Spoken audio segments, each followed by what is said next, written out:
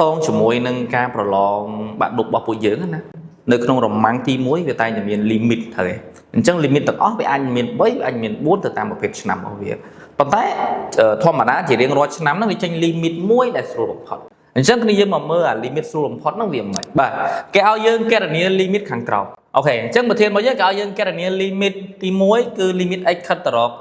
នៃ ln ការ៉េ x បូកជាមួយនឹង3 ln x ដកជាមួយនឹង2អញ្ចឹងគ្នាយើងត្រូវពិចារណាថា limit ដែលគេឲ្យហ្នឹងតើវាចូលរៀងកំណត់ឬក៏រៀងមិនកំណត់អូនត្រូវពិចារណាកន្លែងហ្នឹងអូខេអញ្ចឹងយើងវិភាគមើលអញ្ចឹងនៅពេលដែល x ខិតទៅរក អញ្ចឹងមានន័យថាទីតាំងកន្លែងណាមាន x បងអូនបដូរទៅជា វិញអញ្ចឹងនៅកន្លែងនេះបងអូនអាចបដូរទៅជា ln ការ៉េ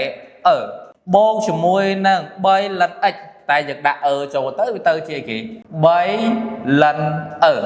ដល់ពេលកន្លែងនេះមាន x ចំនួនទេយើងដាក់ដដែលដក2អញ្ចឹងយើងចាប់ដើមគិតតម្លៃយើងដឹងថា ln គឺស្មើជាមួយតម្លៃលេខ1អញ្ចឹងប្រសិនបើ ln ការ៉េ បានណាវាស្មើជាមួយនឹង1ការ៉េអូខេដល់ពេលកន្លែងនេះ3គុណជាមួយនឹង ln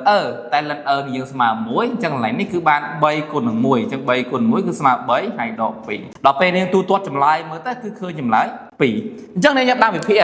តើលេខ2របស់យើងដែលយើងចំនួនឃើញនេះតើវាចូលរៀងមិនកំណត់ដែរឬទេអូខេដល់ពេលអារៀងមិនកំណត់ដែលយើងមានគឺមានរៀងអីខ្លះយើងមានរៀង0លើ0អាណន់លើអាណន់អូខេអាណន់ដកអាណន់ហើយនឹងមាន3 4រៀងផ្សេងទៀតតែចំពោះបងប្អូនអ្នកសង្គមគឺមានតែ3រៀងហ្នឹងទេភាគច្រើនដែលចេញប្រឡងអូខេអញ្ចឹងមកយើងឃើញចម្លើយវាស្មើ2វាអត់ចូលទម្រង់3ហ្នឹងទេអញ្ចឹងអា2ហ្នឹងហើយគឺជាចម្លើយនៃ limit ទី1របស់យើងស្ដាប់បានមកគ្នាអូខេអញ្ចឹងពេលយើងឃើញបានប៉ុណ្្នឹងហើយនាងចំនួនឲ្យគេស្អាតមកអញ្ចឹងពេលបងប្អូនសរសេរចម្លើយឲ្យគេនាងចាប់ដើមចំនួនចូលដូចខាងនេះអញ្ចឹងអូខេអញ្ចឹងទៅជាបាន ln ការ៉េ កន្លែងនេះមាន x បងប្អូនដាក់ វិញ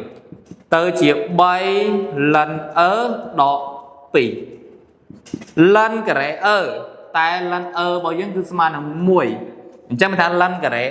គឺស្មើនឹង1ការ៉េអូខេបូកជាមួយនឹង